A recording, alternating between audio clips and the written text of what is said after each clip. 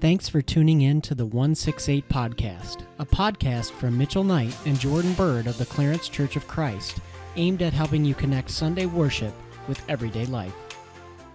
Welcome to another edition of the 168 Podcast, and today we are going to look at the topic of Alien. And no, we're not giving a review of the Alien movies or anything like that. That's not really what we're going for here. But we are going to look at that concept and how it pertains to a follower of Jesus' life. And so we're going to touch on that topic from a couple different angles, and hopefully it's beneficial to you and how you think about your relationship with God and following Jesus all 168 hours of the week. So this theme comes out of, at least in my thinking, because I'm deaning junior high camp week at Mountain View Christian Camp coming up here. Well, at least, I don't know, it might not be coming up here once you watch or listen to this, but when we're recording this, it's this coming week. And the theme is going to be Alien. And the idea really sparks from the passage in 1 Peter where Peter is writing about how, well, first it's the whole letter is addressed to strangers, or some translations say aliens or sojourners, like the idea that like it's people who are kind of outcast or not part of the in crowd, or they don't have a place to belong. They're sort of wandering, they're in between like their home space, if you will. They're maybe residents, but they don't fully seem like they belong there. That's kind of the idea he's getting there. And then there's one other place in 1 Peter where he talks about Christians being strangers or aliens. Again, some older translations use the word alien. More of the newer translations don't really use that. But that's where this topic came up for at least me in my thinking of a theme. And just in general, like junior high students will probably think the whole alien concept is just, it's different, right? It's not normal. It's all that kind of stuff. I'm not really into the whole alien like thing, so like that's not really a draw for me per se.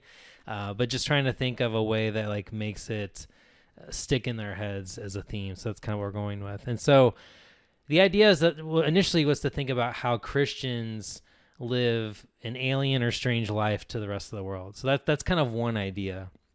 But the more I kind of got into that idea, what you soon begin to see is that the way of a Christian, the way of a follower of Jesus, is really only strange or alien because it's living the way Jesus wants us to live, which is very opposite of the way of the world. But what you find out is that Jesus' way, it's not strange or alien. It's actually the normal way of living.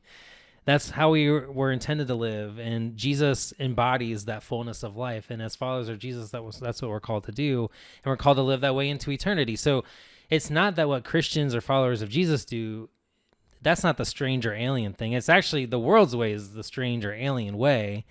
But from the world or any of us, when we become deceived into believing that God's way is not the way or the right way or the fullness of life, we come to think that, well, no, our way or the way of the world is normal and God's way is abnormal or strange or alien. And so there's really this idea kind of pitted against each other of like the normal and abnormal, the alien and the normal, the strange and the normal, that kind of thing. And so we're going to, during the camp week, we're going to touch on a few different incidents throughout the scriptures of where, well, how do we get to this place where we're torn apart from God and how we think the world's way is normal?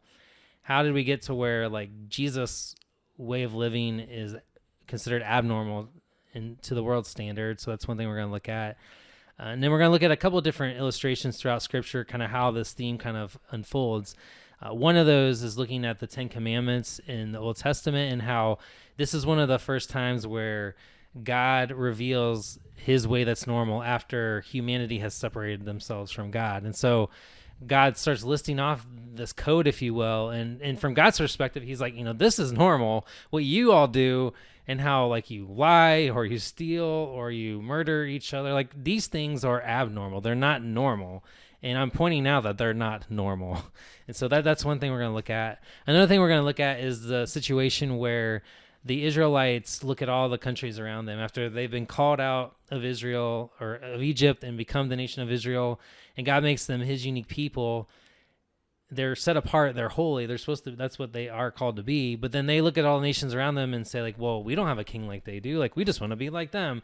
And so you have this situation where God has given them what, from his perspective, is normal, but they're looking around going, well, no, like, this isn't normal to the world standard, but that's actually the abnormal thing. And even when God allows them to go down that path, there's all these warnings of like, but you're going to be taxed, you're going to get conscripted into military action. Like, all these negative things are going to come with that because you're trying to go away different than what I want. And then we're going to look at the example of Shadrach, Meshach, and Abednego, and the situation in Daniel where you have these guys who go against the grain of the culture of Babylon, and how they are able to live the normal way of God, but by relying or trusting that God is going to be with them, even when it's not easy to do, even when it's hard to live God's way, which seems strange to the world, but it's what God says is normal, and it's what's good, and it's what's life fulfilling. And yet God is with them through that and brings them through that. And then we're going to look at Jesus and how he's the embodiment of what is a normal life. Like, our life looks strange when compared to Jesus, essentially.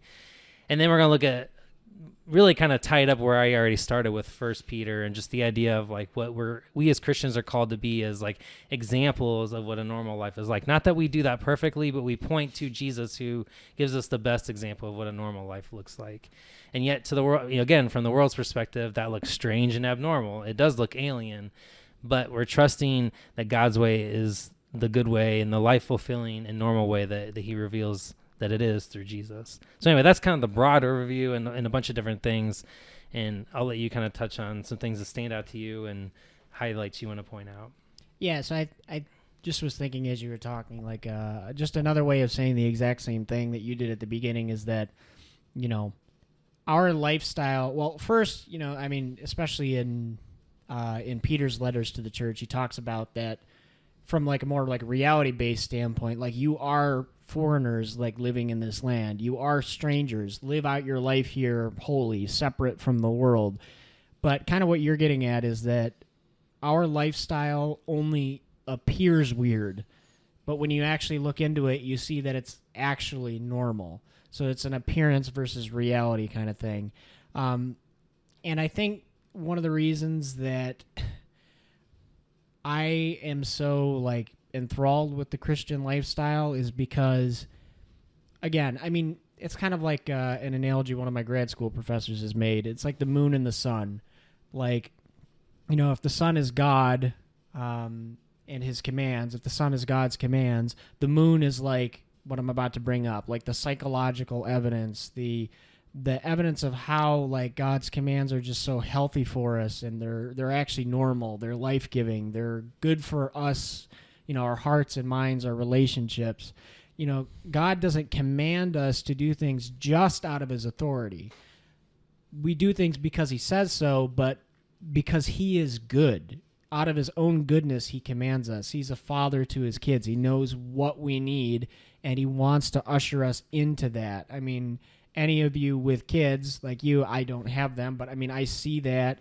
I remember how I was raised, and like, you don't let your kid run with scissors because they could stab themselves. It's like, well, are you doing that just because you want to exercise authority over them? No, you're doing it because you want to actually protect their life, and you want to make sure that they're living it to the fullest that they can. So for me, that's just some things that come up as you were talking. So, yeah, I think just the idea of a follower of Jesus, or the way of Jesus, as being the normal way of life.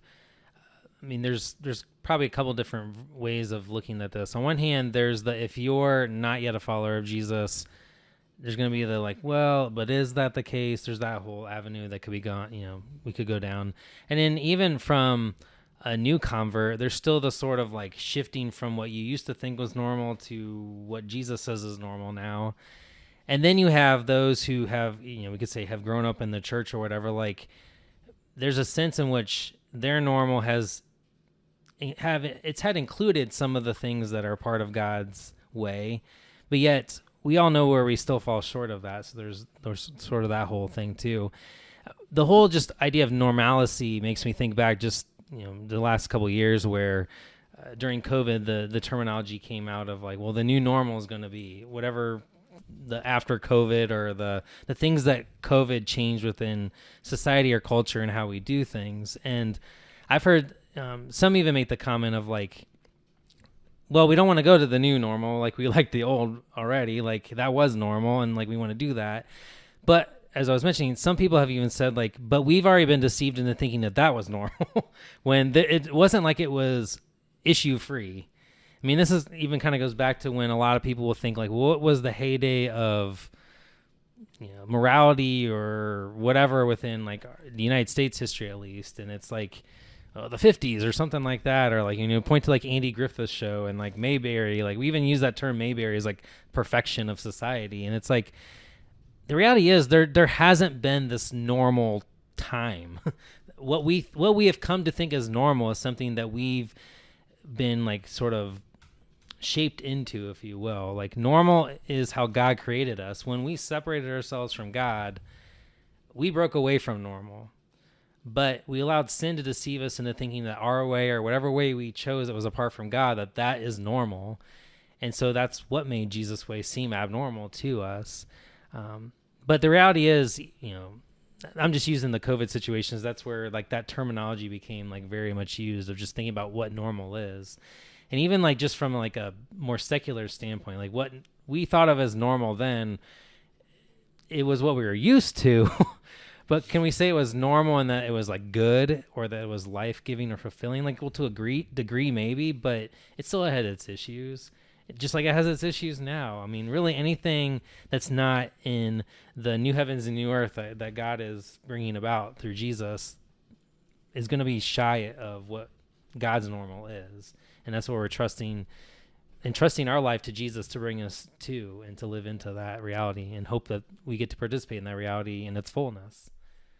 Do you have any further thoughts kind of on those ideas? Yeah, I mean, just because this lifestyle that we live is full, and we know that it's really normal, that like, I can even ask you, do you think that means that Christians are always going to be popular? The way they live, what they believe in, what they say, what they do? Yeah, I mean, one way I think to look at this is, I mean, one answer is no. Like, we're not. Like, when we say like God's way is normal, does not mean that it will be easy on this side of eternity. So yeah, it will seem strange, and I mean, you'll have all those feelings of feeling like you're the minority and all those different things. But I think the temptation is to think that, and the other side of the coin, I think, is, or maybe not the other side of the coin, but another perspective of it, I think we can get caught up in is like, well, how I follow Jesus is the right and normal way, opposed to someone else's version of following Jesus that may be a little bit different than mine, where we then have a disagreement, and it's like, well, who's right, who's wrong? And I think there we easily can fall back into the temptation of like, well, it's my understanding. Like, we're still relying on the me apart from the surrender to God part. And ultimately, like, what is normal is not what I do or what you do. Like, we can try to strive for God's standard as best we can, but ultimately we are not like the standard.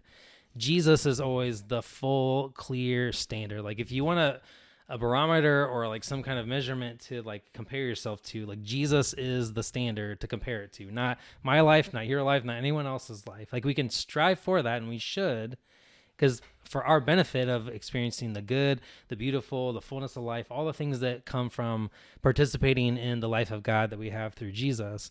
But ultimately, he is the fullest example of that, and it's not anyone else. And so I think even from like a sort of Christianized perspective, we can almost be deceived into thinking like that we are the standard of what's normal. And no, like, we're all works in progress. There's always parts of us until Jesus fully, resurrection gives us a new body and a glorified body. We're always going to have things that need to be adjusted, if you will, in our life. Right. And I think, what Paul mentions in Corinthians to the church in Corinth is that you are being built together by God to be a temple in which he dwells by his Holy Spirit.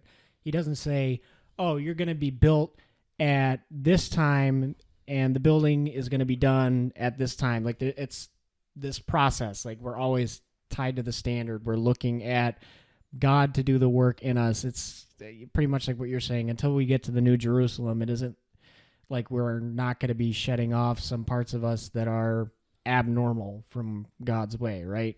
So when you were talking earlier about like followers of Jesus feeling weird for doing something that's, from the culture's perspective is abnormal. Like I think one illustration that this makes me think of is, I like to think about like the whole social media world and like from the church standpoint, like how can we be engaged in that realm in a way that's healthy and whatnot. And some of that is following like the trends of where social media goes, like, cause it's always sort of shifting, changing sand.